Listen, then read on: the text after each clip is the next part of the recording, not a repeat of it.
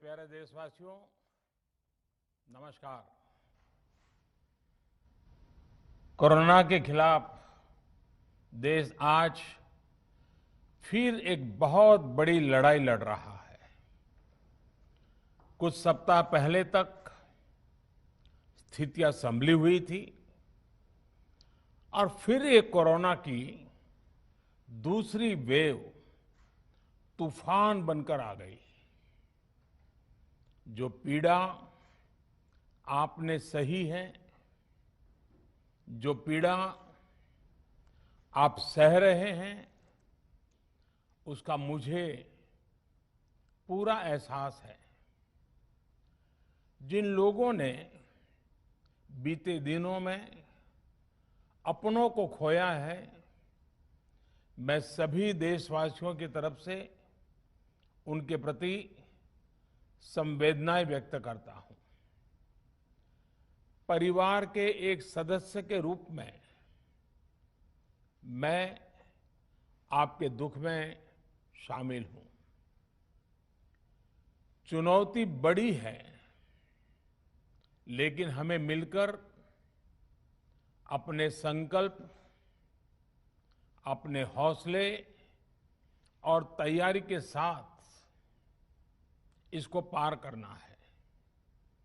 साथियों, अपनी बात को विस्तार देने से पहले मैं देश के सभी डॉक्टरों, मेडिकल स्टाफ, पैरामेडिकल स्टाफ, हमारे सभी सफाई कर्मचारी भाई बहन, हमारे एम्बुलेंस के ड्राइवर्स, हमारे सुरक्षा बल, पुलिसकर्मी, सभी की सराहना करता हूं। आपने कोरोना की पहली वेव में भी अपना जीवन दांव पर लगाकर लोगों को बचाया था। आज आप फिर इस संकट में अपने परिवार, अपने सुख, अपनी चिंता छोड़कर दूसरों का जीवन बचाने में दिन रात जुटे हुए हैं। साथियों, हमारे शास्त्रों में कहा गया है, त्याज्यम न धैर्यम विदुरेऽपि काले, अर्थात कठिन से कठिन समय में भी हमें धैर्य नहीं खोना चाहिए। किसी भी परिस्थिति से निपटने के लिए हम सही निर्णय लें, सही दिशा में प्रयास करें, तभी हम विजय हासिल कर सकते हैं। इसी मंत्र को सामने रखकर आज देश दिन रात काम कर रहा है। बीते कुछ दिनों में जो फैसले लिए गए हैं, जो कदम उठाए गए हैं, वो स्थिति को तेजी से सुधारेंगे। इस बार कोरोना संकट में देश के अनेक हिस्से में ऑक्सीजन की डिमांड बहुत ज्यादा बढ़ी है। इस विषय पर तेजी से और पूरी संवेदनशीलता के साथ काम किया जा रहा है। केंद्र सरकार, राज्य सरकारें, प्राइवेट सेक्टर, सभी की पूरी कोशिश है कि हर जरूरतमंद को ऑक्सीजन मिले। ऑक्सीजन प्रोडक्शन और सप्लाई को बढ़ाने के लिए भी कई स्तरों पर उपाय किए जा रहे हैं। राज्यों में नए ऑक्सीजन प्लांट्स हो, 1 लाख नए सिलेंडर पहुंचाने हो, औद्योगिक इकाइयों में इस्तेमाल हो रही ऑक्सीजन का मेडिकल इस्तेमाल हो, ऑक्सीजन रेल हो, हर प्रयास किया जा रहा है। साथियों, इस बार जैसे ही कोरोना के केस बढ़े, देश के फार्मा सेक्टर ने दवाइयों का उत्पादन और बढ़ा दिया है। आज जनवरी फरवरी की तुलना में देश में कई गुना ज्यादा दवाइयों का प्रोडक्शन हो रहा है। इसे अभी और तेज किया जा रहा है। कल भी मेरी देश की फार्मा इंडस्ट्री के बड़े जो प्रमुख लोग हैं, उसके जो एक्सपर्ट लोग हैं, उनसे बहुत लंबी चर्चा हुई है। प्रोडक्शन बढ़ाने के लिए हर तरीके से दवाई कंपनियां की मदद ली जा रही है। हम सौभाग्यशाली हैं कि हमारे देश के पास इतना बड़ा मजबूत फार्मा सेक्टर है जो बहुत अच्छी और तेजी से दवाइयां बनाता है। इसके साथ ही अस्पतालों में बेड की संख्या को बढ़ाने का भी काम तेजी से चल रहा है। कुछ शहरों में ज्यादा डिमांड को देखते हुए विशेष और विशाल कोविड हॉस्पिटल बनाए जा रहे हैं।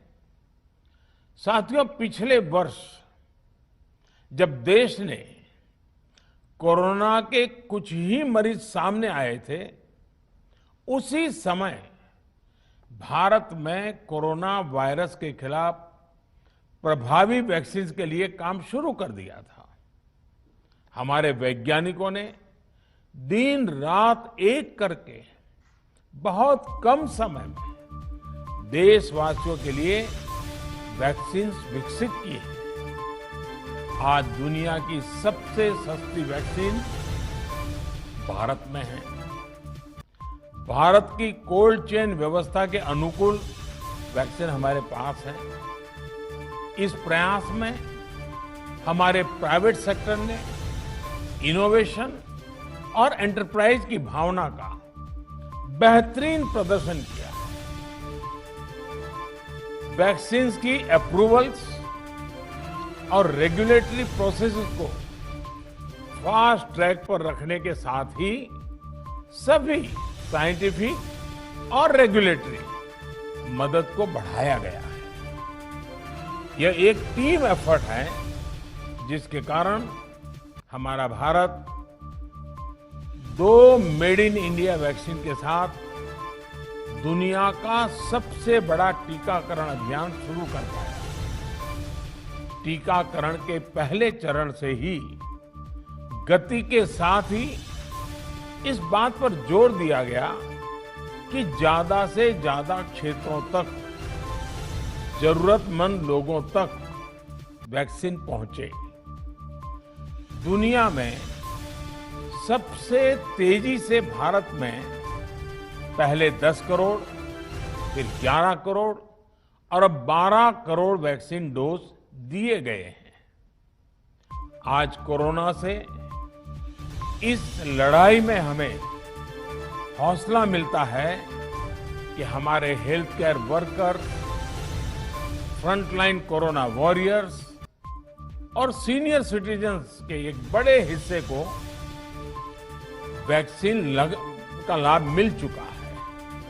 साथियों, कल ही वैक्सीन को लेकर हुए एक और अहम फैसला भी हमने किया है।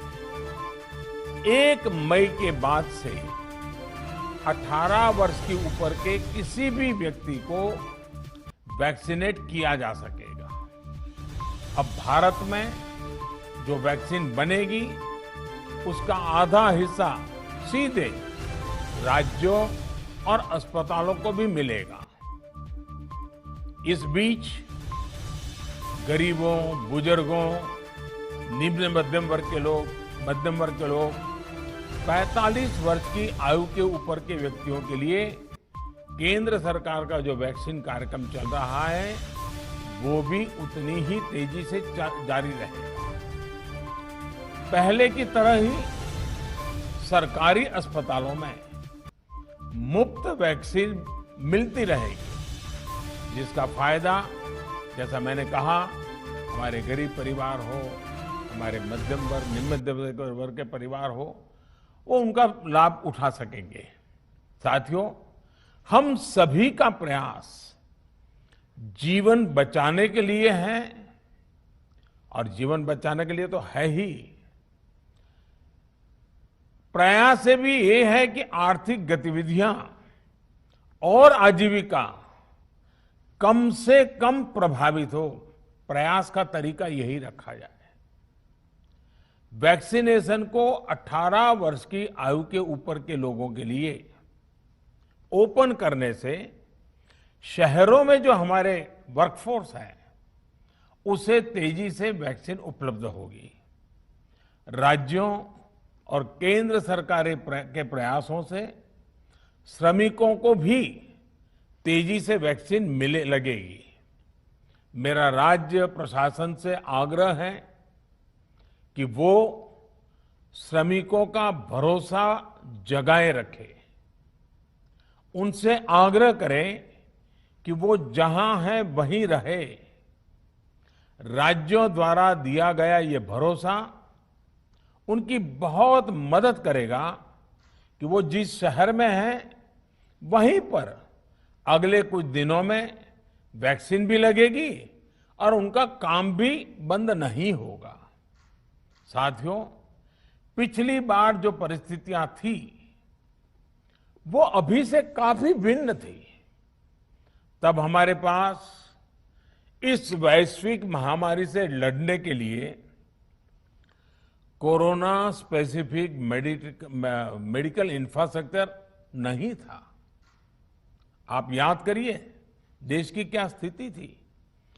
कोरोना टेस्टिंग के लिए पर्याप्त लैब नहीं, पीपीई का कोई प्रोडक्शन नहीं, हमारे पास इस बीमारी के ट्रीटमेंट के लिए कोई खास जानकारी भी नहीं। लेकिन बहुत ही कम समय में हमने इन चीजों में सुधार किया। आज हमारे डॉक्टरों ने कोरोना के इलाज की बहुत ही अच्छी एक्सपर्टीज हासिल कर ली है। वो ज्यादा से ज्यादा जीवन बचा रहे हैं। आज हमारे पास बड़ी मात्रा में पीपीई किट्स हैं, लैब्स का बड़ा नेटवर्क है और हम लोग टेस्टिंग की सुविधा को निरंतर बढ़ा रहे हैं। साथियों, देश ने कोरोना के खिलाफ अब तक बहुत मजबूती से और बहुत धैर्य से लड़ाई लड़ी है। इसका श्रेय आप सभी को, सभी देशवासियों को ही जाता है। अनुशासन और धैर्य के साथ कोरोना से लड़ते हुए आप देश को यहां तक लाए हैं।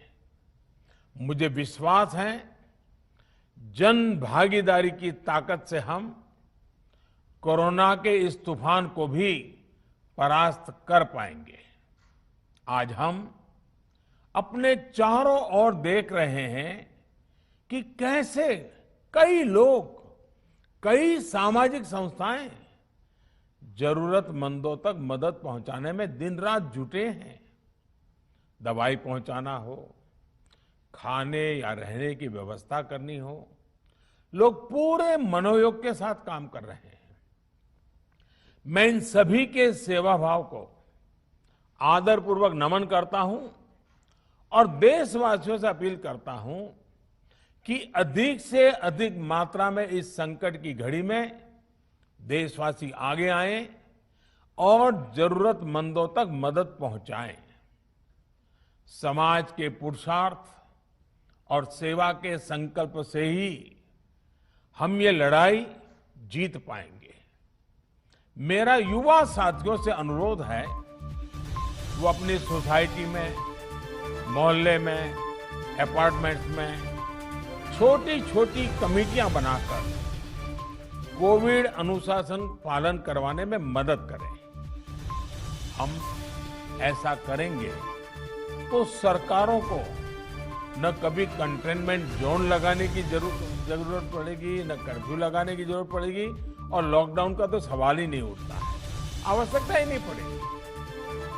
स्वच्छता अभियान के समय देश में जागरूकता फैलाने के लिए मेरे बाल मित्रों ने बहुत मदद की थी। छोटे छोटे बालक, 5वीं, 7वीं, 8वीं, 10वीं में पढ़ने वाले, उन्होंने घर के लोगों को समझाया था, मनाया था। उन्होंने बड़ों को भी स्वच्छता का संदेश दिया था। आज मैं फिर अपने बाल मित्रों से एक बात विशेष तौर पर कहना चाहता हूं। मेरे बाल मित्र, घर में ऐसा माहौल बनाइए कि बिना काम, बिना कारण घर के लोग घर से बाहर न निकले। आपकी जीत बहुत बड़ा परिणाम ला सकती है। प्रचार माध्यमों से भी मेरी प्रार्थना है कि ऐसे संकट की घड़ी में वो लोगों को सतर्क और जागरूक करने के लिए जो प्रयास कर रहे हैं उसे और बढ़ाएं। इसके साथ ही इसके लिए भी काम करें कि डर का माहौल कम हो सके, लोग अफवाह और भ्रम में न आए। साथियों, आज की स्थिति में हमें देश को लॉकडाउन से बचाना है। मैं राज्यों से भी अनुरोध करूंगा कि वो लॉकडाउन को अंतिम विकल्प के रूप में ही इस्तेमाल करें। लॉकडाउन से बचने की भरपूर कोशिश करनी है और माइक्रो कंटेनमेंट जोन पर ही ध्यान केंद्रित करना है। हम अपनी अर्थव्यवस्था की सेहत भी सुधारेंगे और देशवासियों की सेहत का भी ध्यान रखेंगे। साथियों, आज नवरात्रि का आखिरी दिन है।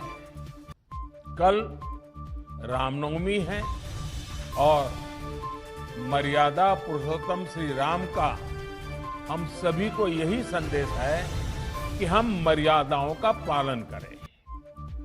कोरोना के इस संकट काल में कोरोना के बचने के जो भी उपाय हैं, कृपया करके उनका पालन 100% करिए। दवाई भी, कड़ाई भी, इस मंत्र को कभी भी भूलना नहीं है। ये मंत्र जरूरी है, वैक्सीन के बाद भी जरूरी है। रमजान के पवित्र महीने का भी आज 7वां दिन है। रमजान हमें धैर्य, आत्मसंयम और अनुशासन की सीख देता है। कोरोना के खिलाफ जंग जीतने के लिए अनुशासन भी, उसकी भी उतनी ही जरूरत है। जब जरूरी हो तभी बाहर निकले। कोविड अनुशासन का पूरा पालन करें। मेरा आप सभी से यही आग्रह है। मैं आपको फिर ये भरोसा देता हूं, आपके इस साहस, धैर्य और अनुशासन के साथ जुड़कर आज जो परिस्थितियां हैं उन्हें बदलने में देश कोई कसर नहीं छोड़ेगा। आप सभी स्वस्थ रहें, आपका परिवार स्वस्थ रहे, इसी कामना के साथ मैं अपनी बात समाप्त करता हूं। आपका बहुत बहुत धन्यवाद।